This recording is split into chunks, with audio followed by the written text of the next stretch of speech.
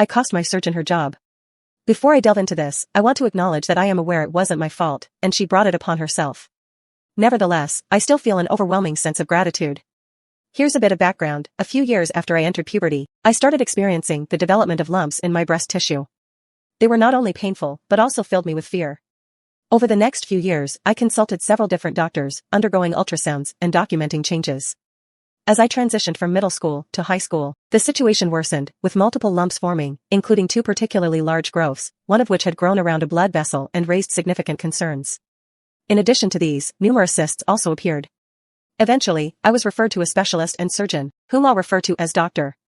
S, to continue monitoring my condition and explore potential treatment options. Dr. S eventually presented the option of surgery. My mother expressed concern, given the hefty $30,000 price tag for the procedure, especially since our insurance categorically refused to cover it, deeming it non-cancerous and therefore cosmetic. Dr. S, displaying empathy and understanding, as her own daughter had faced a similar situation in the past, took my case into special consideration. She had never encountered someone as young as me with growths as large as mine. While Dr. S and my mother discussed the available options, I waited in the room, and my mother returned, profoundly thankful. The surgery was scheduled. In 2014, during my junior year of high school, I underwent my first surgery.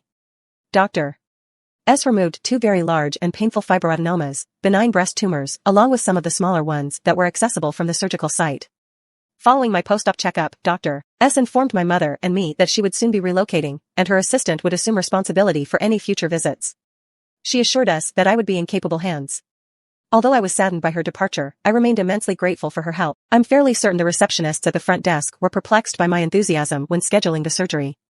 I joyfully explained that my surgeon had devised a way to make the procedure affordable for my mother, albeit not in so many words. In 2022, I earned an associate's degree in medical billing and coding. It was then that I learned that my surgery had been classified as an excision of a cancerous growth, despite my condition being benign, effectively amounting to insurance fraud committed on my behalf by Dr. S. She may have faced consequences for her actions, possibly losing her job or being forced to resign. Since learning the gravity of the situation, I have often pondered about Dr. S and hope that she is doing well.